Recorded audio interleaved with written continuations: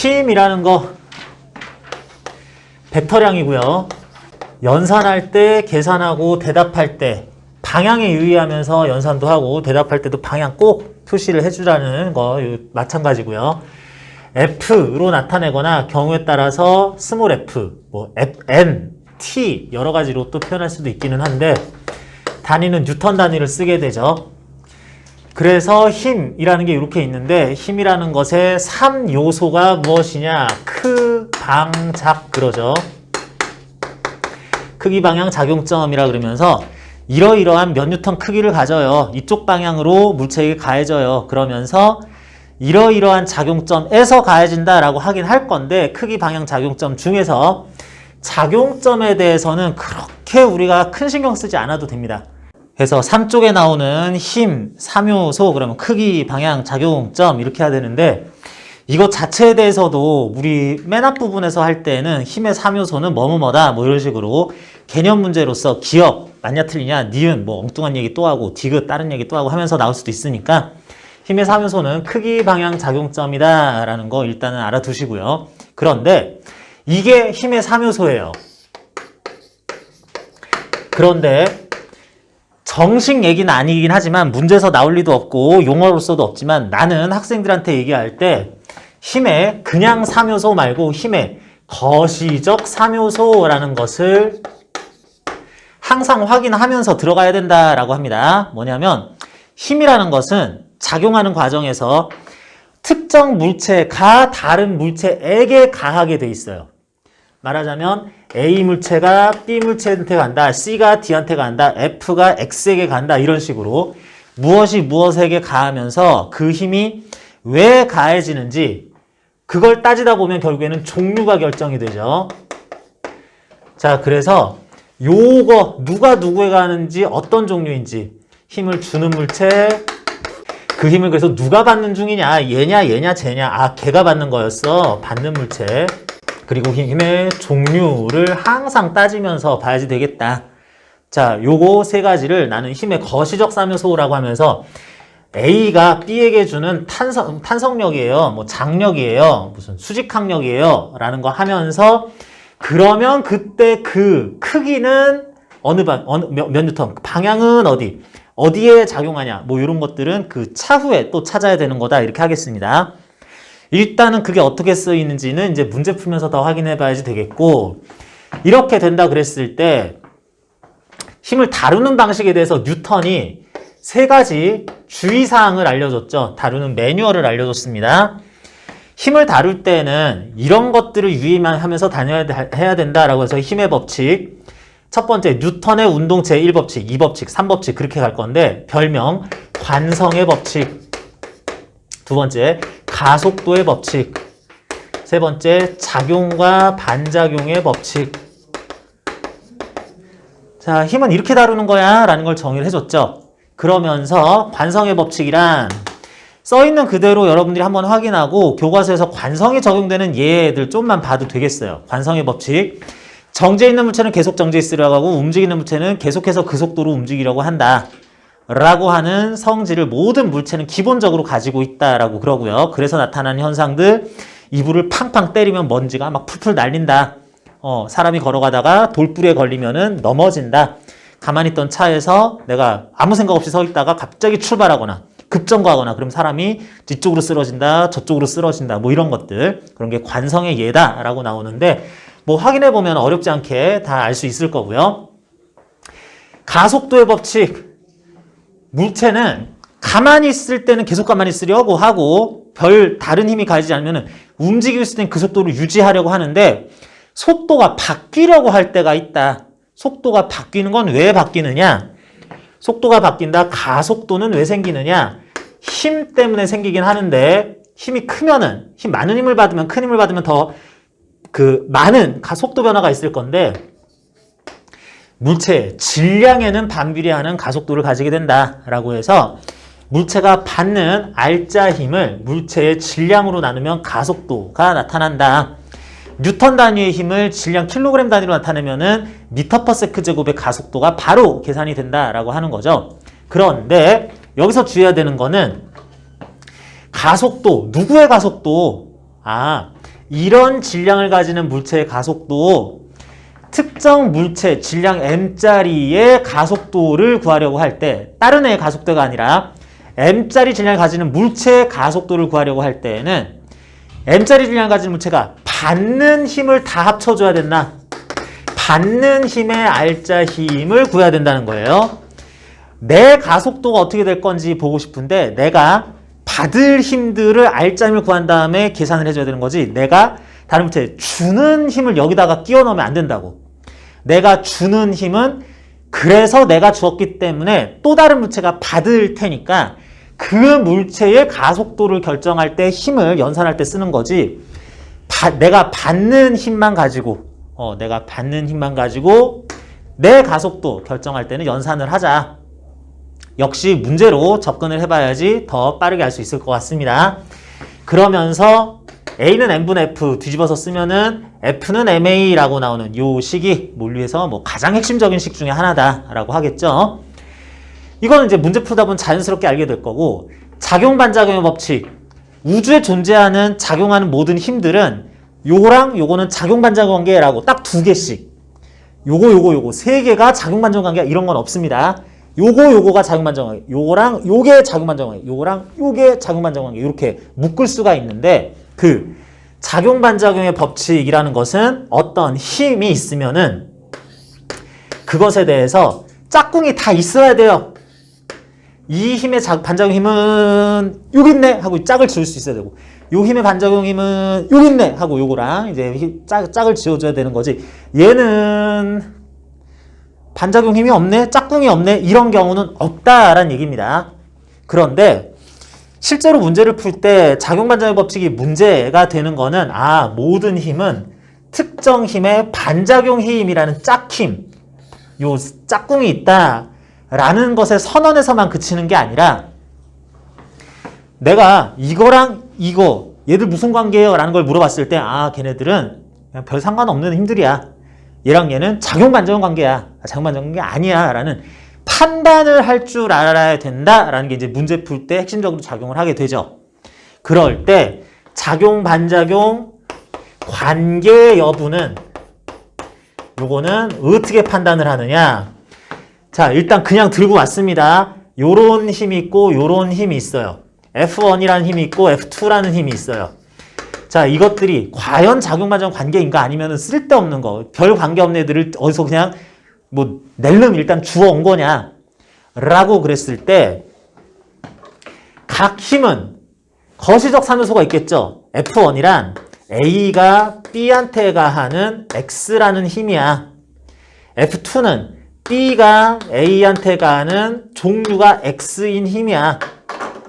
라고 요거 상황 보면서 뭐 어떤 편견 없이 쭉 파악을 했더니 요것도 파악을 해봤더니 잠깐만 해놓고 보니 A가 B한테 주는 X라는 힘이었고 요거는 B가 A한테 주는 X라는 힘이었고 라는 식으로 거시적 삼요소인 물체에 어떤 물체가 그 힘을 주어서 받은 물체가 뭐냐 그러는 이유 또는 종류가 뭐였냐라는 것이 주고받는 물체 뒤집어져 있고 종류가 똑같으면 얘네들은 작용 반작용 관계이다.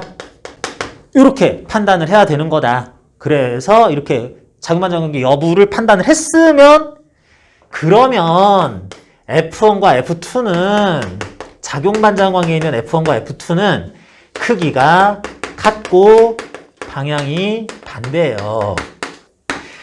물론 작용 시간도 똑같고 작용선이 일직선상에 있어요. 뭐 이런 특징들도 있기는 한데 어쨌든 요게 결론으로 나와야지 되는 거다. 항상 거꾸로 생각하지 말라는 거죠. 이유 이러면 결론 이렇다라는 게 가야 되는 건데 결론을 보니까 이래 썼겠구나 이렇기 때문에 거꾸로 가면 안 된다고. 그래서 뭐 어떤 두 힘을 집어왔는데 크기가 같고 방향이 반대네? 라는 걸 확인한 다음에 그럼 얘네들은 작용 반작용 관계였겠구나 라고 거꾸로 판단하면 안 되는 거다. 반드시 요 순서로 작용 반작용 관계 힘을 판단하는 것은 두 힘이 주고받는 물체의 종류가 뭔지를 각자 파악한 다음에 주고받는 물체가 뒤집어져 있고 종류가 똑같으면 작용 반작용 관계다 라고 놓고 이렇게 넘어가야 된다는 거. 이것도 역시 문제 풀면서 계속 확인을 해야지 되는 거죠. 쭉 넘어갑니다. 5쪽까지 갈게요. 4쪽까지 나오는 내용은 뭐 교과서에서 그대로 나온 내용이거나 딱 보면은 아, 뭐 그런 내용이구나라는 거 어느 정도 알 수 있을 것 같습니다. 5쪽에서 여러 가지 힘 나오는데 우리가 문제를 풀면서 맞닥뜨리게 될 힘은 크게 웬만하면 3가지, 조금 더 나오면은 4가지까지 나타날 수가 있다. 중력, 장력, 수직항력이 제일 많이 나오고요. 탄성력도 껴있는 경우도 종종 있다. 제법 자주 있다. 그리고 이제 2단원까지 했다 그러면은 뭐 전기력에, 자기력에 이런 얘기들도 자꾸 나올 수 있는데 뭐 가끔 나오긴 합니다. 가끔 자기력 또는 뭐 부력 이런 말들도 조금씩은 나오긴 하는데 그냥 문제 풀 땐 얘네 4개가 제일 중요하다. 특히 위에 3개가 제일 중요하다. 이런 힘들이 문제 상황을 분석을 해서 아, 지금 이게 이러이러한 힘을 받을 상황이냐? 아니네. 아, 맞네. 맞으면 그 힘을 어느 방향으로 얼마만큼 받을 거냐? 이것들을 계산, 결정하는 그런 모든 과정이 문제풀이 과정인데 중력은 언제, 장력, 수직항 언제 가해지느냐? 중력은 지구는 질량 있는 물체를 항상 당겨요. 그래서 나는 질량이 있으면 지구로부터 내가 받을 중력이 나한테 이제 가해지는 것, 내가 받는 힘으로서 있겠다. 라고 보면서 그 힘은 크기는 힘을 받을 물체의 질량 mkg 곱하기 중력가속도, 중력가속도 g는 10 쓰죠. mg 뉴턴으로 아랫방향, 연직 아랫방향, 지구 중심 방향, 지면에 대해서 수직 아랫방향 뭐 몇 가지 표현을 쓰기는 하는데요. 항상 그런 방향으로 가해지게 된다. 물체가 경사면에 놓여 있어도 미끄러지기 이런 식으로 미끄러져도 포물선 운동을 이런 식으로 하다가 이렇게 운동하는 순간에도 아 몰라 그냥 중력은 그냥 완전 아래야 라고 맨날 쓰기만 하면 된다는 겁니다. 자 그렇고요. 별로 어렵지 않습니다. 장력은 특정 물체가 너 장력 받니? 라고 그랬을 때 안 받는데요? 받는데요? 라는 걸 판단할 때는 그 물체에 줄이 달려있냐라는 것만 확인하면 된다. 팽팽한 줄이 달려있으면 줄 자체가 물체에 가하는 힘이 장력이다. 줄 자체가 물체에 가한다는 게 이것도 중요한데 이게 일상생활에서 우리가 개념적으로 가지고 있는 생각하고 물리에서 다루는 방법의 차이예요. 뭐냐면 물체가 있는데 여기에 줄이 감겨 있다. 줄을 감고 이렇게 늘어뜨려서 내가 이거를 당겼다. 그랬더니 물체가 끌려오더라 라고 그랬을 때 일상생활에서는 내가 줄을 감아서 내가 아무튼 간에 당겨서 물체가 왔다 라고 얘기하지만 물리에서는 물체가 움직인 이유에 대해서 또는 속도가 바뀐 이유에 대해서 설명을 할 때 뭐라 그래요? 무엇에 의해서 어떤 힘을 받았다? 줄이 감겨 있으니까 장력 때문에 가속이 되긴 했는데 누가 가한 장력 때문에 물체는 속도가 변하고 가속도가 생겼다? 줄 자체가 나한테 장력을 가했다라고 한다고. 그럼 뭐야? 나는 내가 당겼는데 아니 물리에서는 너는 뭐 상관없어. 물론 뭐 장력을 어떻게 생성되게 하는 역할은 하긴 했겠지. 근데 물체 입장에서는 줄이 나를 당긴 거지 네가 나를 당긴 게 아니야. 그래도 내가 줄을 통해서 너를 당겼다. 이렇게는 얘기를 해줘야지. 어떻게 줄 자체가 당긴다고 하냐. 줄 자체가 당긴 건 맞는데 이렇게 얘기를 해야지 된다고.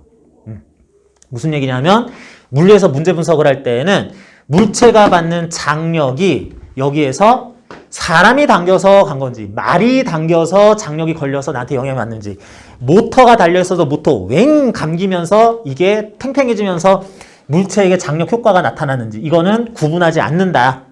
다 똑같이 팽팽한 줄. 이 정도 팽팽해. 끌려가야지 장력하고 장력은 줄 자체가 가한다 라고 얘기를 해야 된다. 이거 굉장히 중요합니다. 작용 반작용 관계 판단하거나 힘의 크기 관계 이런 거 넘어가는 데에서 장력 다룰 때 또 중요하니까 이거 반드시 기억하고요. 그러면 알았어. 그래 장력이 그래서 가해졌다 치자. 줄이 가했다 치자. 그 크기는 몇 뉴턴? 몰라서 일단 미지수 T뉴턴이라고 놓죠. 텐션이라서 T뉴턴이라고 놓고 지금부터 알아봐야지 뭐. 그 방향은 근데 확실해요. 줄의 나란한 방향으로서 당겨질 방향 이렇게 놓고 지금부터 구하자 하면 되겠고요. 다음 수직항력은 특정 물체가 접촉을 해 있으면, 외부 물체와 접촉을 했으면, 아무튼 내가 나 아닌 것과 접촉해 있으면은 받는 힘을 모두 수직항력이라고 부릅니다. 그러면서 그 수직항력의 크기는 역시 몰라서 N뉴턴이라고 둔다. 다만 방향은 확실하다. 내가 어떤 물체와 접촉이 있으면 접촉면이 있을 텐데 접촉면의 수직 방향으로 밀리도록, 여기에 접촉한 물체로부터는 면에 수직하게 밀리도록, 내 머리에 여기에 접촉한 물체가 있으면 이 면의 수직인 방향으로, 법선 방향으로 밀리도록 내가 수직항력을 받겠다. 내 외부 물체, 접촉한 물체로부터 접촉면의 법선 방향으로 힘을 받을 물체가 밀릴 방향으로 가해진다. N뉴턴, T뉴턴 이런 거는 뭐 잘 모르겠는데요. 앞으로 구해봅시다. 열심히 해보자. 뭐 이런 뜻이라고, 미지수다라고 생각해야 되겠어요. 탄성력은 용수철이 물체에 가하는 힘이며, 용수철이 물체에 가할 때 용수철은 탄성계수 또는 용수철 상수 K 뉴턴 퍼 미터만큼의 이런 성질을 원초적으로 가지고 있어서 이런 K값 곱하기 용수철의 변형된 길이 X, 델타 X 뉴턴, 그냥 X라고도 놓습니다. 내 고유의 성질 K값 곱하기 변형된 길이 만큼의 힘을 어쨌든 이쪽 저쪽 물체에게 가하게 된다 하면서 그 용수철이 가는 힘의 방향은 용수철이 원래 길이가 있다가 늘어났으면 줄어들려고 하다 보니 당기고 당길 방향, 원래 길이가 있는데 그 쪼그라들었으면 원래 길이 상태로 돌아가려다 보니 여기 물체는 저쪽, 이 물체한테는 저쪽으로 탄성력을 가한다 라고 하겠습니다. 그래서 한마디로 얘기하면은 용수철이 원래 모양으로 돌아가려다가 물체에 가할 방향, 뭐 이렇게 하면은 정리가 그래도 될 것 같아요. 그래서 이런 식으로 힘에 작용하는 모습들이 나타나게 되는데, 실전적으로 물체에 어떤 힘이 가해지는지 몇 가지 예시 문제를 통해서 확인을 해봅시다. 먼저 7쪽에 나오는 예제 1번과 2번은 상당히 쉽기 때문에 요거는 좀 넘어갈게요. 여러분들이 각자 확인해 보거나 뭐 모든 문제에서 다 나타나는 거니까 빨리 보고요. 조금이라도 계산할 여지가 조금은 있는 것들이 예제 3번이죠. 예제 3번, 5번, 3번하고 4번은 거의 같은 문제고요. 예제 3번 봅니다. 예제 3번의 경우는 빗면이 아닌 땅바닥에 물체가 두 개, 네모 반듯한 물체가 이렇게 옆으로 붙어서 있는데 A 물체 10kg짜리, B 물체 5kg짜리 두 물체 있습니다. 물체들이 이렇게 면을 맞대고 이렇게 단면이 네모 반듯하게 생긴 물체들인데, A 물체에 대해서 왼쪽에서 오른쪽으로 30N의 힘을 가하긴 가했어. 이거는 뭐 문제에서 주어진 거니까 별 생각 없이 그냥 저런 거 있나 보다 하면 되는 건데, 자 여기서 1번하고 2번 수직항력이나 가속도 값에 대해서 물어봤지만 이거는 그냥 뭐 문제라고 생각하면 되는 거고, 여기에 대해서 힘을 분석하는 거 이걸로 연습을 해보려고 그래요.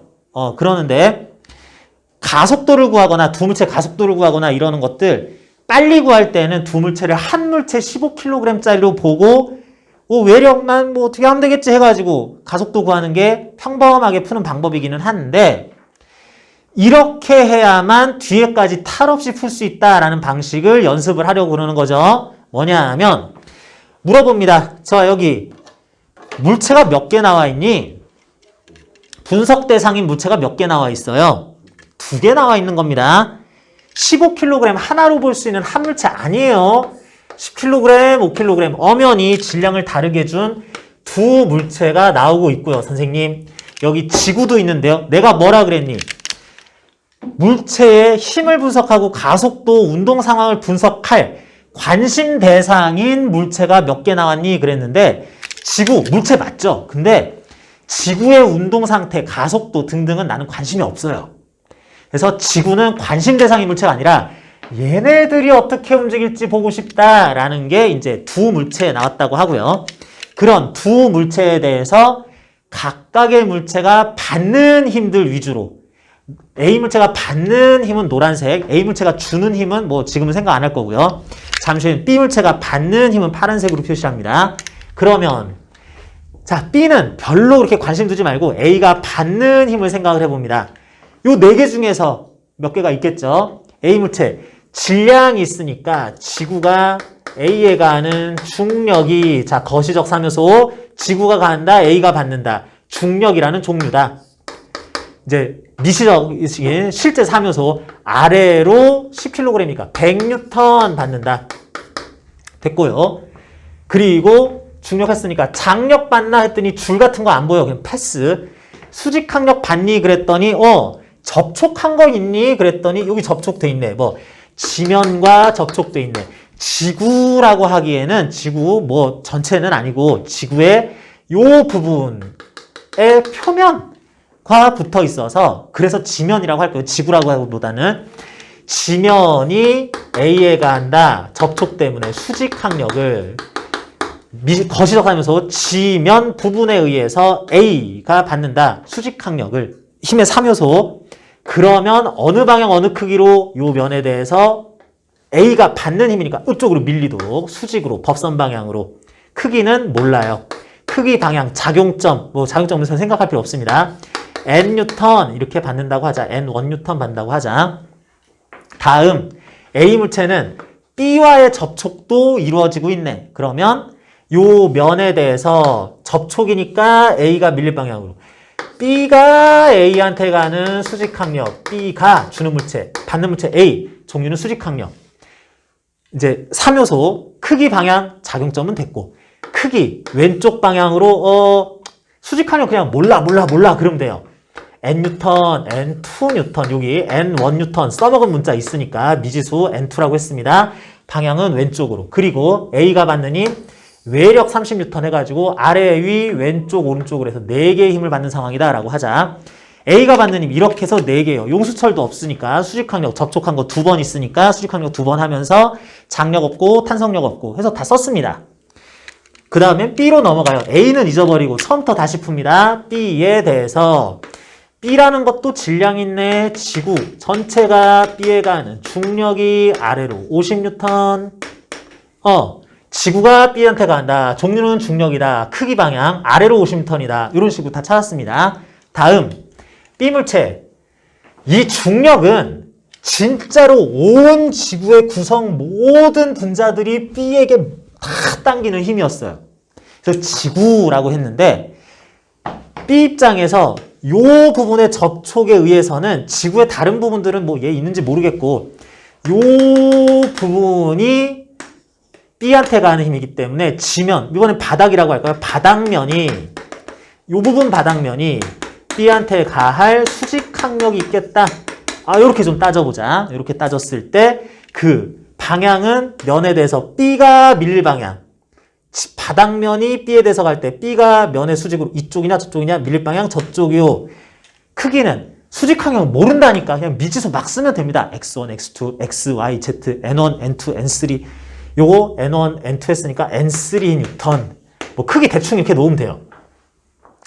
B가 받는 힘 또 뭐 있니? 뭐 장력, 탄성력은 뭐 아예 여지가 없고요. B 입장에서는 줄 용서를 안 붙어있고요. B가 받는 힘 또 있나? 해봤더니 네, 있죠. 접촉이 한 번 더 이루어지고 있죠. A와의 접촉. 그거 아까 했는데요. 그건 아까 A가 주인공이었을 때 따지는 거였었고 B가 주인공이면은 야 내가 주인공인데 A가 하던 걸 왜 써먹어? 처음부터 다시 해야지. B 입장에서 붙어있는 A로부터 제가 붙어있네. 그러면서 A로부터 B가 받는 주는 물체 받는 물체 종류는 수직항력 이면서 수직항력 크기 모르니까 오른쪽으로 그냥 뭐 N4N이요 라고 하려고 그랬더니 이게 바로 그 유명한 자 어떤 편견도 없이 상황 보면서 표에 따라서 다 찾아준 힘인데 여기 B가 A한테 가는 수직항력 A가 B에 가는 수직항력 쓰다 보니 요 쌍이 나오죠. 무슨 쌍? 작용-반작용 관계 짝힘. 이게 판단이 된 겁니다. 이렇게 해가지고. 얘네들은 크기를 몰라도 똑같다는 겁니다. 알고 보니 같았네가 아니라 몰라도 니들은 똑같아야지 라고 돼야 되는 거라고. 이 크기를 N2라는 미지수 크기로 나타내서 이것도 N2라는 크기로 똑같이 나타내야 된다. 얘 10N이면 이것도 10N, 100N이면 100N, 0.01N이면 0.01N. 맨날 따라가야 됩니다. 공동 운명체다. 그래서 B는 하나, 둘, 세 개 아래, 위, 오른쪽으로 힘을 받는데 자, 여러분한테 물어봅니다. 이렇게 있고 A를 이렇게 미는데 이 30N은 B에게 가해져요? 안 가해져요? 30N B에게 가해진다? 혹은 30N이 A를 통해 일부가 B에게는 영향을 준다. 어때요? 다 틀린 말입니다. 30N은 A를 미는 힘이에요. 경우에 따라서 그 힘의 종류는 조금 다르거나 어떻게 될지 모르긴 하지만 물체 이렇게 놓고 A를 어떻게 밀었겠냐? 이렇게 밀었겠죠? 아마 손의 접촉에 의해서 손이 A에 가는 수직 항력이었을 거야. 근데 손이 B에는 안 닿아있잖아. 그럼 30N은 B랑은 상관없는 힘입니다. 저기서 무슨 일이 일어나든 얘는 그냥 몰라요. 그래서 B는 30N을 받은 적은 없어요. 30N이 분배된 적도 없습니다. 그냥 이게 다예요. A가 받는 힘, 아래, 위, 왼쪽, 오른쪽 4개의 힘. B, 아래, 위, 오른쪽으로 3개의 힘. 이게 답니다. 자, 그런 다음에 막무가내로 이렇게 써놓고 보니까 N1, N2, N2, N3 모르는 미지수 값이 너무 많이 나왔어. 문제를 푸는 게 아니라 문제를 막 만들고 있어. 그러면 여기서 모르고 넘어가는 게 아니라 이것들의 크기를 결정을 해야 돼요. 어떻게? 상식적으로 결정을 해야 돼요. 상식. 단단한 바닥 위에 이렇게 옆으로 놓여있는 물체들에 대해서 옆으로 밀기만 했을 때 물체들이 오른쪽으로 이렇게 쓱 밀을 때 갑자기 날아가고 막 땅을 뚫고 내려 이런 일은 없어야 된다. 각각의 물체에 대해서. 뭐 A와 B는 움직이지도 않을 뿐만 아니라 위아래로 움직이지도 않을 뿐만 아니라 위아래로 가속도 되지 않아야 된다. 근데 아래로 위로 가해지는 힘은 어떤 힘은 뭔가 그런 방향으로 가속시키겠다라는 얘기니까 A가 낙하면서 빨라진다고? 안 되는데? 마침 위로 가해지는 크기가 결정되지 않은 힘이 있습니다. 왼쪽, 오른쪽은 아직 알 바 아니고. 그러면 뭐야? N1이 100N이라면 물체가 낙하하는 가속도를 갖지 않는다라는 게 딱 절묘하게 맞아떨어질 수 있더라. N1은 100N. 끼워 맞추기. 물리 생각보다 주먹구구식입니다. 낙하면 안 되는데? 이거 100N 한가 보지 뭐. 이렇게 하면 돼요, 그냥. 그래 놓고, 아래로 100, 위로 100이네. 상쇄됐다. 이렇게 하는 겁니다. 되게 이상하죠? 이상할 수도 있는데, 그냥 이렇게 하는 거예요. 내가, 이거 100이니까, 이것도 100 해야지. 눈 가리고 아웅. 아래로 100, 위로 100이 있다. A가 받는 힘끼리, 상쇄됐네. 상쇄되니까 기분 좋네. 이렇게 하는 거다. 다음, B도 마찬가지. 아래로 가속되겠네. 위로 가야지는 아직 크기가 결정 안 된 힘이 있어. 이거 뭐 50인가 보지 해놓고 딱 보니까 아래로 50, 위로 50이야. 이거 상쇄되겠네. 상쇄될 상황을 만들어 놓고 상쇄됐다고 좋아하는 겁니다. 그렇게 하는 거예요. 수직항력은 원래 그렇게 푸는 겁니다. 근데 여기서 오른쪽으로 30이니까 A가 받는 왼쪽으로 N2도 30 이러면 안 되죠. 이거는 낙하하는 게 말이 안 됐었는데 이 상황에선 A가 좀 이렇게 갈 수도 있지 뭐 이런 상황이라는 거죠. 그래서 함부로 상쇄하면 안 되고 지금부터는 상식 다음번 거를 써야지 되는 건데 어떻게 A와 B가 이렇게 있을 때 A를 뭔가 아무튼 밀면은 아마 B하고 같이 갈 거다. 함께 갈 거다. A의 오른쪽, B의 오른쪽 가속도 값이 오른쪽 가속도 값이 같을 거다. 그런 다음에 요걸 써야죠. 요거를 A에 대해서 씁니다. A에 대해서는 A의 가속도는 오른쪽 방향 기준으로 A의 질량분의 A가 오른쪽으로 받는 힘, 오른쪽으로 A가 받는 30N 플러스 30. 왼쪽으로 받는 N2N은 마이너스 N2라고 쓰면 되겠다. 그러면 A의 오른쪽 방향 가속도가 표현이 된다. 그러할 때 B의 가속도 역시 오른쪽 방향 기준으로 써보면은 B는 질량 5kg짜리가 오른쪽으로 N2N을 받는다. N2라는 크기라고 아까 결정했죠. 왼쪽으로 받는 힘은 없네. 라고 했다면 그런 방향 통일 결과 나타난 두 가속도 값은 자명하게 같아야 될 상황일 수밖에 없다. 라고 한 다음에 요거 이제 분수식, 비례식 풀기만 하면 되겠습니다. 풀기만 하면 되는데 여기서 가비에리를 한번 써보면은 두 분수가 같을 때 분모의 합으로 분모를 만들고요. 분자의 합으로 새로운 분자를 만들 거예요. 마이너스 n2 플러스 n2 30만 남죠. 15분의 30이네 2. 요거 2예요. 요거 2, 요것도 2예요. 그럼 n2는 10이에요. 아, 계속 문제가 생겼었던 B가 A에 가는 수직항력이자 A가 B한테 가는 수직항력으로서 작용반작용 관계에 있는 이 힘, 말하자면 A, B와 접촉면에서 서로에게 갈 수직항력의 크기가 10N이었다라는 걸 이렇게 구해야 된다는 거죠. 그러면서 두 물체의 공통 가속도는 오른쪽으로 2m/s 제곱이요. 이렇게 가야지 되겠네요. 이렇게 가야 되겠다. 자, 밑에 나오는 4번 문제는 30N이 가해지는 방향을 바꿔가지고 조금 다시 풀어보면서 수직항력과 전체적인 물체의 가속도 뭐 이런 것들 다시 풀어보는 건데 연습 한번 해보시고요. 예제 5번입니다. 자, 예제 5번도 한 번 정도 풀어보는 게 필요하기는 한데 예제 5번 A, B 물체 각각 3kg, 2kg짜리 물체가 뭐 판판한 지면 위에 있고요. 사람이 손으로 잡고 B를 오른쪽으로 10N으로 당기는 상황이죠. 그랬을 때 물체들은 어떤 힘을 받으면서 어떤 가속도로 움직일 거냐, 내지는 물체들은 연결한 둘 사이에 껴있는 줄에 의한 장력은 얼마 나올 거냐라는 건데 여기서도 물체는 두 개 나옵니다. 5kg짜리 하나 나온 거 아니에요. A 물체 3kg짜리 당연히 조금 빠르게 합시다. 지구가 A에게 가는 중력을 아래로 30N 받아요. 다음 A 물체는 지면과 접촉해 있어서 지면이 A에 가는 수직항력을 적당히 N1N 받아요. 그 외에 특별히 추가적으로 접촉된 건 없으면서 용수철도 없는데 줄이 붙어 있죠. 하나밖에 없는 줄. 요 줄에 의해서, 줄 자체에 의해서 A가 받는 장력이 오른쪽으로 TN 이렇게 나오게 되겠네요. B가 A에게 가는 장력도 아니고 이렇게 당기는 10N의 힘이 타고 넘어가서 A를 당기는 힘도 아닙니다.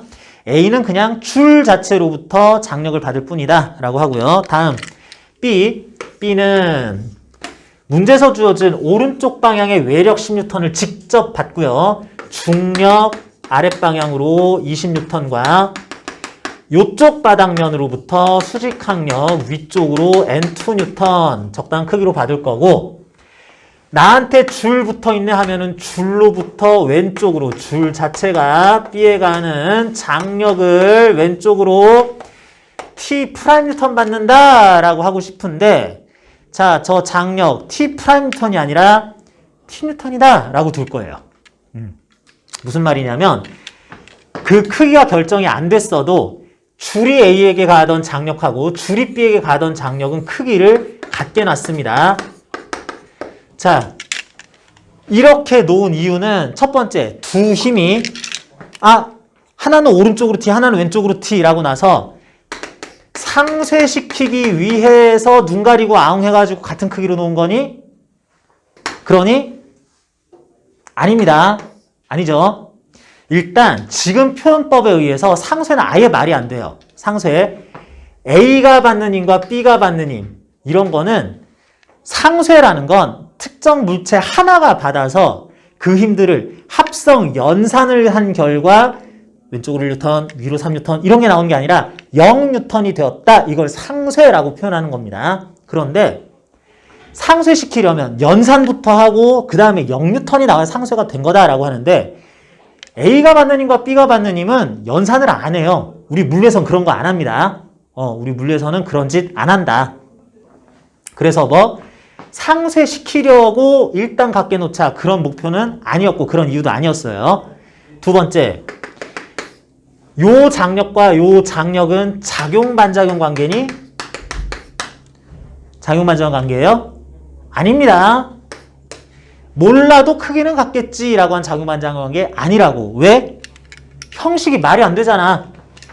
요 줄이 A한테, 요 줄이 B한테 주고받는 물체가 뒤집었을 때 안 나오잖아요. 그러니까 이건 작용반작용관계 아니라고. 무슨 얘기냐면 A가 받는 장력이 B가 줄을 통해 A에 가는 장력이거나 B가 받는 장력이 A가 줄을 통해 B에 가는 장력이다 한다면 뒤집어지는 것처럼 보이죠. 근데 그거는 장력을 주는 물체를 해석을 잘못한 거다라는 얘기입니다.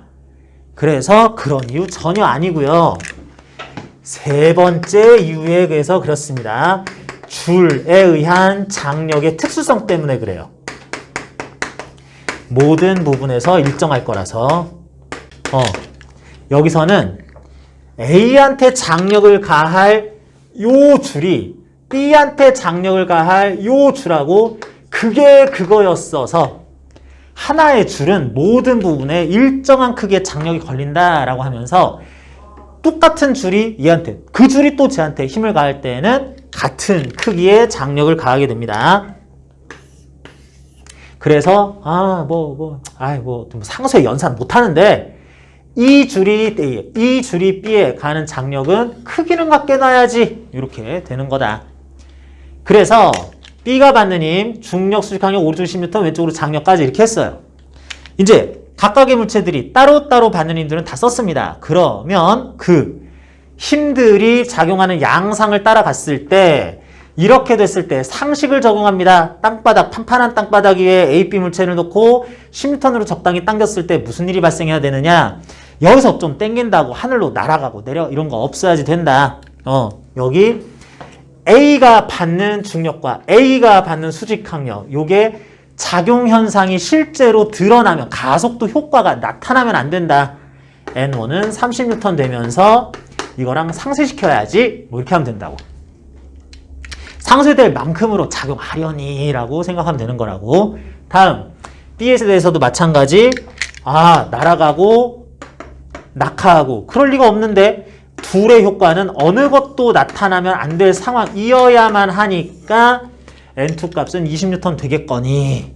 그래서 이 두 힘이 동시에 힘 효과는 안 나타나려니 라고 합니다.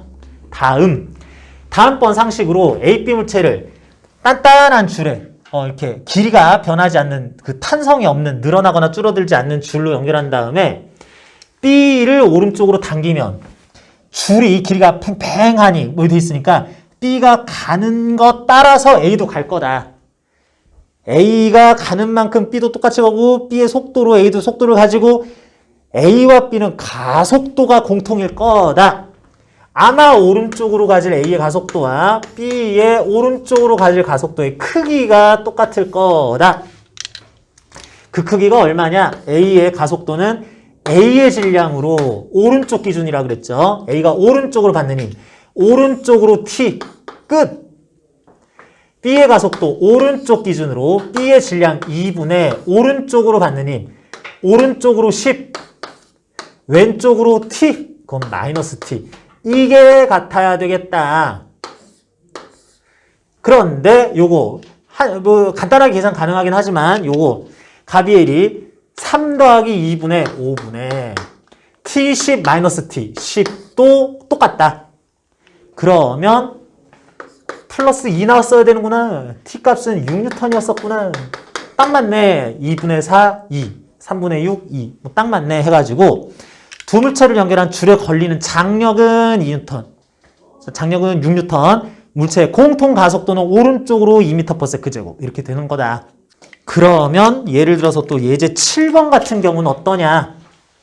5번 문제는 물체들을 땅바닥 위에 놓고 적당한 힘으로 잘 당겨봤는데 이번에는 땅바닥은 아니고요. 어떤 실험대 위에 물체를 올려놓고 도르래 줄은 여기서 계속해서 휘어 있기만 하고요.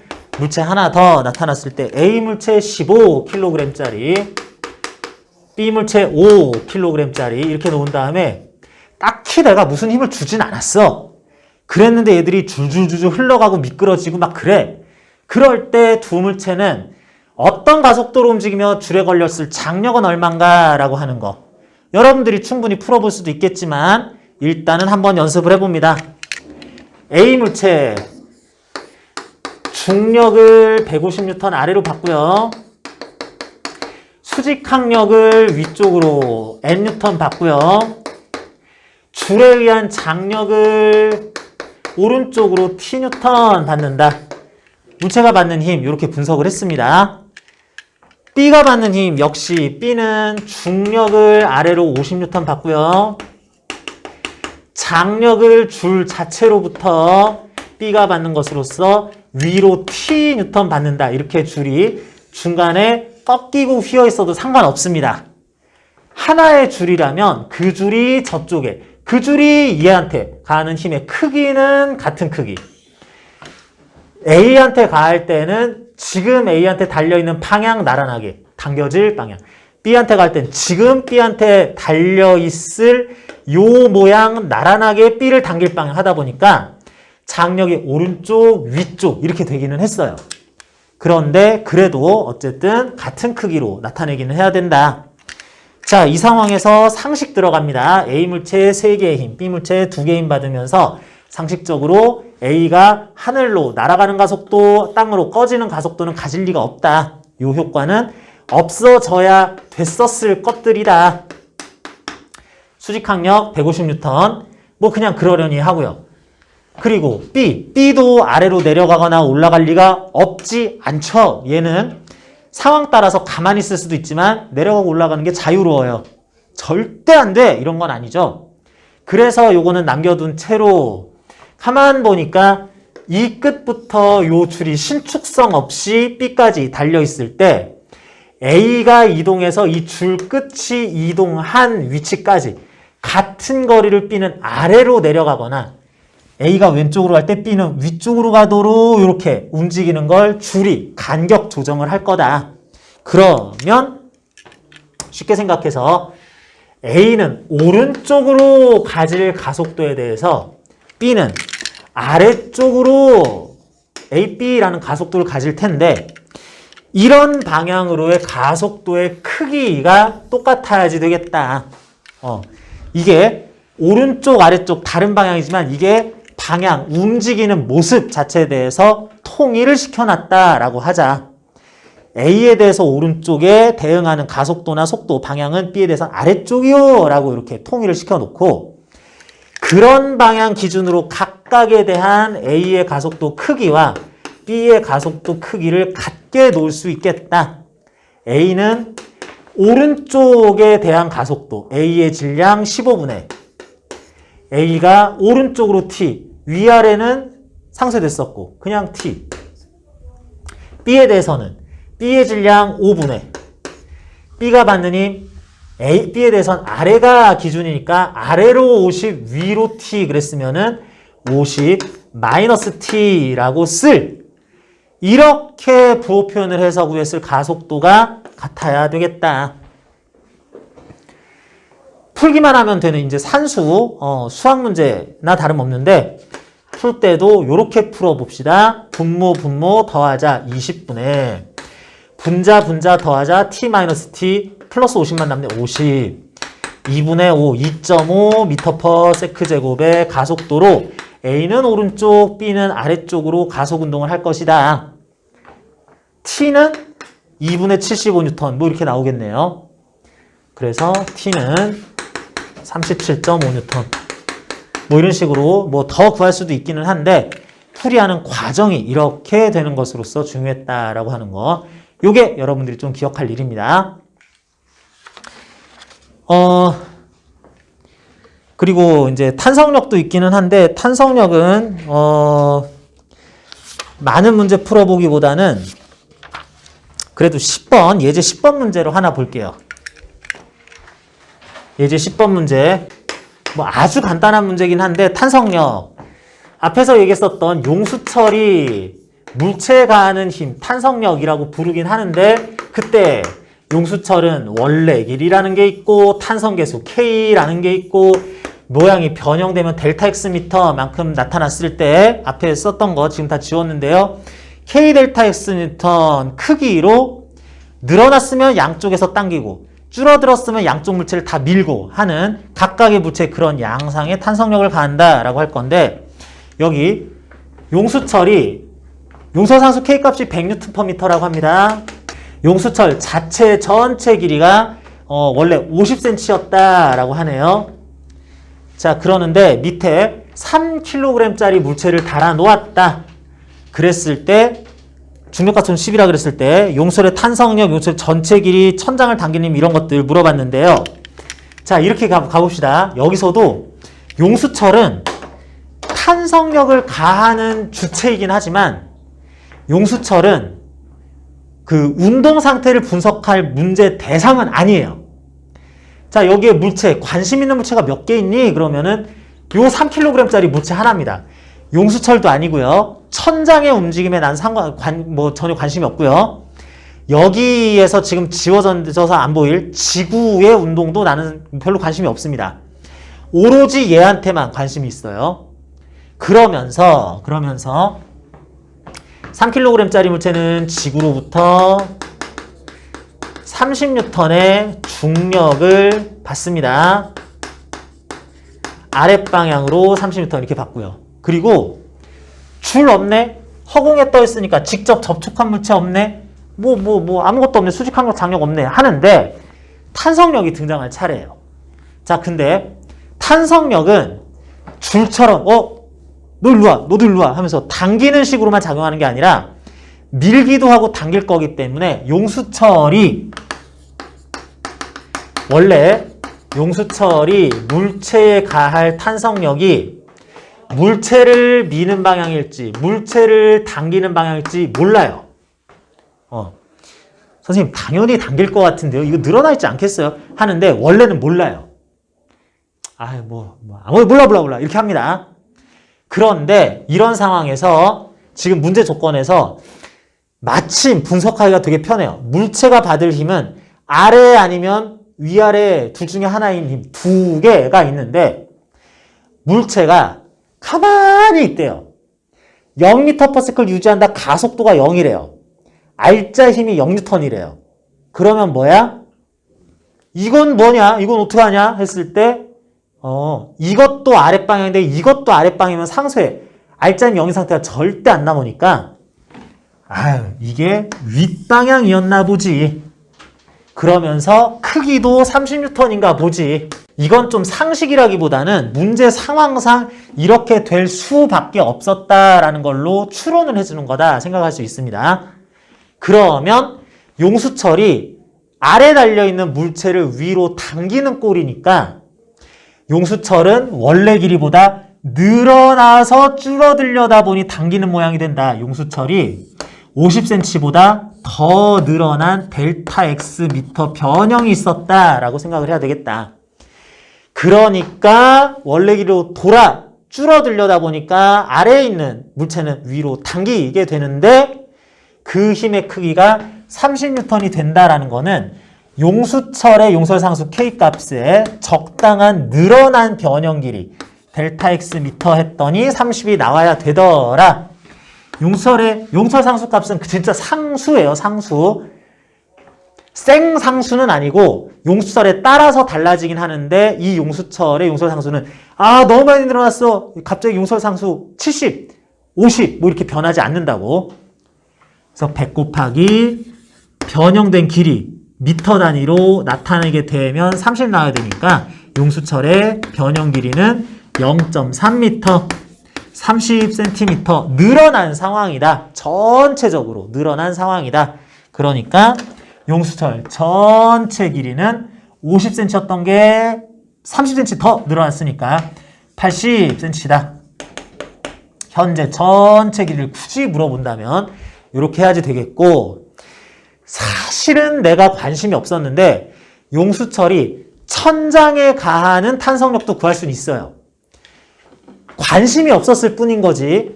물체가 용수철이 이렇게 늘어났으면 쪼그라들려다 보면 원래 상태로 돌아가려다 보면 여기 있는 거는 당기고 여기 있는 거는 당기는 게 아래로 당겨야 되다 보니까 용수철이 여기 뭐 붙어있냐? 천장인데요. 그럼 천장 별거 있어. 천장 땡겨! 그러면서 용수철이 천장에 가하는 탄성력이 아랫방향으로 나타나긴 합니다. 그런 게 있긴 있는데 그럴 때 탄성력은 용수설 전체에는 일정한 크기의 탄성력이 또 순간순간 걸리기 때문에 요 힘의 크기도 30N이다. 뭐 이렇게 대답은 할 수 있어요. 역시 용수설 상수 곱하기 델타 X 한 힘을 요걸로 당기고 여기에도 당기고 뭐 이렇게 된다는 것 뿐이긴 한데 그냥 아무튼 뭐 용수설이 천장도 좀 당기는구나 이렇게 생각을 하면 되는 거다라고 보면 되겠습니다. 힘 자체만 보는 관계에서는 요 정도 문제만 어느 정도 풀고 여기 뒤에 나오는 연습 문제에서 간혹 용수설 문제 몇 개 나오는 거 요 정도만 좀 풀어도 되는데 요거는 또 풀이 요령이 있습니다. 그래서 여러분들 요거는 또 이제 문제 한번 풀어보고 같이 문제에 대한 분석 들어가면서 또 보면 되겠어요. 지금 그래도 진도는 나가고 문제는 풀어야 돼가지고 되게 빨리 나가고 있는데 그래서 문제 뭐 중요한 문제 되게 많이 있는데 아마 다음 시간에는 계속 할 겁니다. 다음 시간에는 문제 또 풀이 한참 하다가 진도 뭐 추가로 나가고 이거는 좀 힘들 수도 있는데 일단은 내용 정리할 것도 상당히 많이 있고요. 그리고 오늘 운동량과 충격량 관한 내용도 어느 정도 하긴 해야 돼요. 요거는 분량이 그 부피나 뭐 그 문제 난이도가 그렇게 어렵진 않으니까 요거는 그래도 내용상 살펴보긴 할 텐데 요거 잠깐 쉬었다가 봅시다. 잠깐만 쉬었다 갈게요.